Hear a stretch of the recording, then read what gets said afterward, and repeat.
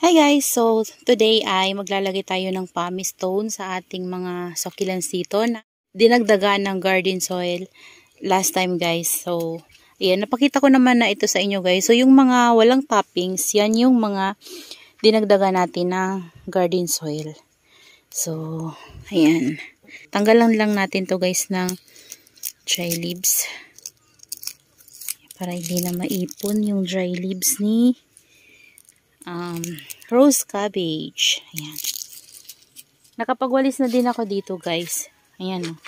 Malinis na. Malinis na, nakapagwalis na ako kanina. So ngayon, dumating na yung ating pumice stone. So matanghito lang to.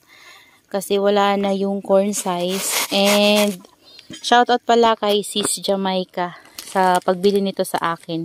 So chinek out niya to guys sa Shopee niya. At dineliver dito sa akin guys.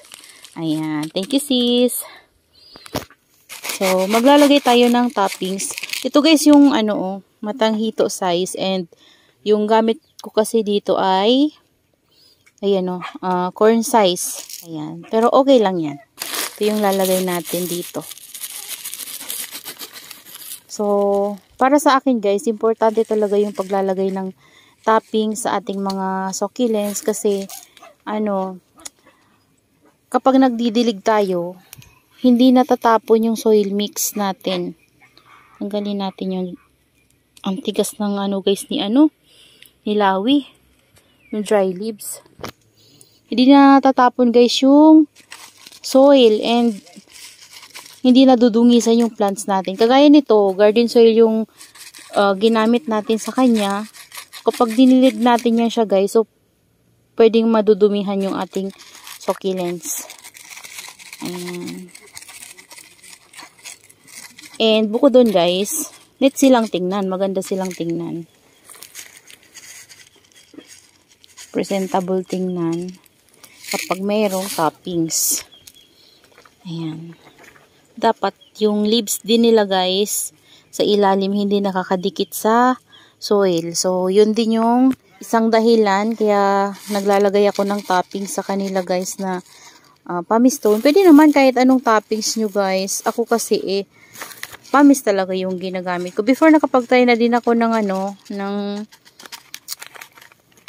lava rock. Pero same lang naman din guys.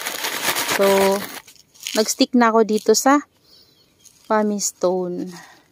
Yan. Kasi kapag guys, yung leaves ng ating succulents nakadikit sa soil mix na gamit natin and kapag lagi silang basa, ang nangyayari guys, ito nagrarat, nabubulok. Ayan. So kaya mas maganda pa rin na meron tayong toppings. Ayan. Tingnan nyo guys si lawi Ayan. Ganda ni lawi. Laki na din talaga niya. Dati naman na yan guys, nabili ko na malaki na. Pero lumiit kasi yan siya nung nag-acclimate siya dito sa place ko. Kasi medyo maselan talaga si lawi dito guys sa akin Dito sa lowland. Di ko alam sa inyo kung nahirapan din ba kayo kay lawi. Pero ito, hindi naman ako nahirapan sa kanya. Pero kasi pag bagong bili ko siya, lumiliit talaga siya kasi yung lower leaves niya guys nagmamashi, ganun. So kahit na hindi ko siya diligin, hindi kagaya ng ibang succulents ko dito na kapag tinanim ko talaga sila guys dire-diretso, nagkakaroon lang sila ng mga ganito, dry leaves. Pag tinanggal nyo yan, wala na. Tuloy-tuloy na yung growth nila. Pero ito talaga guys, nagkakaroon siya ng mushy leaves tapos nagbablock yung mga lower leaves niya, ganun. So ito yung nangyari sa kanya kaya medyo lumiit siya. Pero ngayon, bumabalik na yung laki niya guys. Ayan. Kasi tinubuan na siya sa atin ng mga new leaves. Yan. Ito naman yung Roma ko guys. Ayan. Kinuhanan ko to ng lower leaves. 3 ata. Ayan, 4. Nilagay ko sa likod. Ayun sa likod guys. Para maipropagate. Try ko lang guys kung napopro pa siya through leaves. Yan, ganun lang guys yung ginagawa ko kapag may bago tayong succulent. So, hindi naman yan guys bago sa akin. Pero kasi wala pa akong napopropagate sa kanya. So, tatry ko lang kung paano siya ma-propagate. So, siguro, sa cuttings talaga mabilis. Pero, gusto ko lang malaman kung napopropagate po siya through leaves. So, ito naman kasi, medyo matagal-tagal na to. Ilang days na ba to nang simula nang matanggal ko. Matagal na din guys, pero wala pa rin siyang binibigay na, kahit roots, wala pa talaga. 4 sila, wala pa. So, baka medyo mahirap siya i-propagate sa leaves. Ayan. So, dito muna tayo sa kabila, guys. Kapag hindi ko siya natapos ngayon, bukas na lang. Bukas ko na lang tatapusin kasi init, guys. Yan, kahit na medyo malilim na dito, sobrang alinsangan kasi sobrang lakas ng init ngayon. Ayan, oh. Summer na talaga. Ayan. Ito rin yung ating, dinagdagan ko ng garden soil, guys. Si Robidona. Yan, ikutin lang natin. Malalaglag to. Tagalin ko nga, guys. Malalaglag eh. Yan, ikutin lang natin to. Lalaki na kasi nila, guys, oh. Kala ko dry, hindi pa siya dry sa pinaka puno niya. Yan. Nalagyan lang natin ng pamis para mas maganda sila at hindi nakadikit yung leaves nila sa garden soil. So, kapag lagi kasi silang nababasa or kaya kapag nagdilig kasi tayo, guys, medyo matagal-tagal ma-dry yung kanilang soil. So, makamarat. Nabubulok yung leaves. Isa na rin yun talaga sa dahilan kaya naglalagay ako ng toppings. Pugot sa malinis silang tingnan, magandang tingnan, may reason din talaga. Kaya tayo naglalagay ng toppings. Kahit ano naman, guys, yung toppings nyo. Pero yung guys, natry ko yung buhangin, toppings. Medyo naano ako sa buhangin. Kasi before na-try ko siya.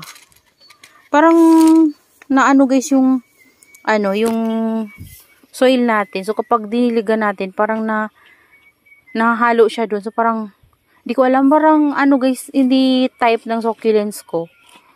Yun. Pero, pwede tayong maghalo ng, ng buhangin sa, natin, mga soil mix. Okay siya kasi before, ginagawa ko yun siya, nilalagyan ko ng buhangin. Pero yung toppings, medyo ako sa toppings kapag buhangin. Kaya yung mga dati ko dito na may buhangin, ko yun, guys. Sinaluan ko yun sila ng garden soil tsaka ng ipa na bago. Binaba ko yung isang dito, si Madi ba?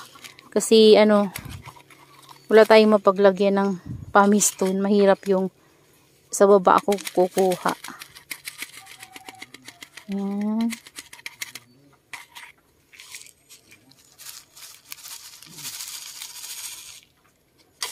Diba, guys? Kulang.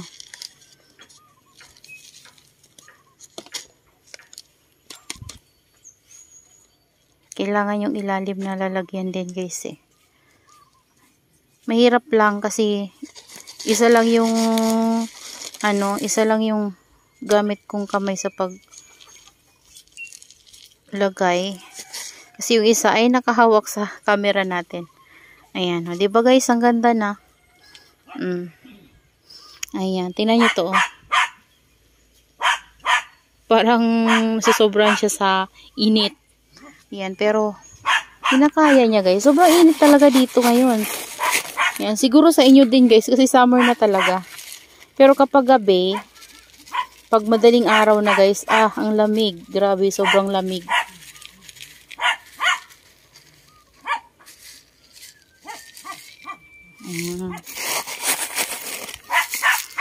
Diba? Si to, guys? Si Cat's Claw.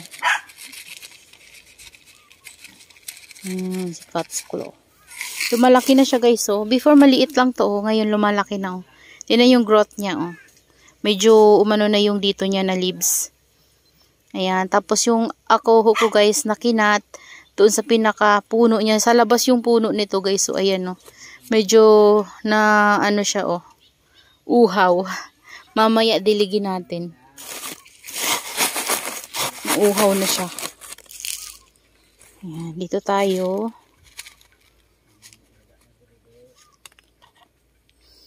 Ayan, wala nang space yung ano natin.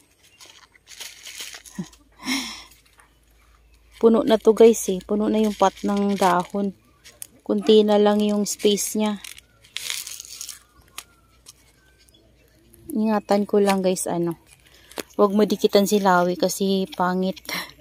Pangit yung leaves niya. Ayan. Dapat meron tayong stand kaso lang. Pag nag-stand ako, baka matutumba. Wala akong malagyan.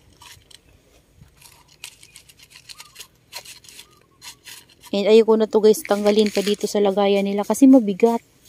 Mabigat tong mga ano na to, mga paso na to dahil nga sa garden soil. Marami yung garden soil na nila. Ayan. Ito parang si ano to eh, sino ba to? Parang kamukha to ni Monroe pero iba yung ID niya, iba yung name niya, Snow Angel. Ayan o. Alam ko meron ako niyan tatlong piraso ata yun guys yung binili ko niyan. Yun ata o. Ay, ewan ko, sana ba yun? Ay, hindi yun. Ayun guys o. Ayan, ito. Yan o. Laki na nito o. Yan, si ano yan? Si Snow Angel din yan. So, laki na no. Ito, humahabol o. Pero alam nyo guys, ayaw nila ng ano, kung mahilig kayo magdilig sa mga succulents talaga. Merong mahilig sa water, kaya kailangan aalamin nyo kung mahilig ba sila sa water o hindi. Kasi kapag sinabing succulents, hindi naman lahat ng succulents talaga eh hindi mahilig sa water. So, meron talagang mga succulents na may mahilig talaga sa water guys. Kasi kapag kulang sila sa water, ang payat nila. So, ito, tama lang to. Kapag tuyo na yung soil, saka tayo magbibigay ng water sa kanila. Kasi, kapag nasusobran to guys sa dilig, yung mga dito niya, nag-ano yan guys, nangingitim. Tapos, pwede silang maka-apekto dyan sa pinakapuno. Kasi, mahirap tanggalin yung pinaka leaves nila dun sa, ano, sa pinakapuno. Yan, parang si Monroe din. Kaya dapat ingat tayo sa pagdidilig talaga sa kanila guys. Kapag tuyo na, saka tayo magbibigay ng water. Yan, ito pa guys oh, si Snow Angel pa to. Yan, ito, maliliit lang sila nung nabili ko. Yun talaga, medyo malaki-laki na ata yun. Pero, sobra yung nilaki niya sa akin. Ito din eh. Ito yung mga lower leaves niya. May mga, ano pa nga yun eh. May mga scars nung dumating sa akin. Pero, ayan, makinis na sila ngayon guys.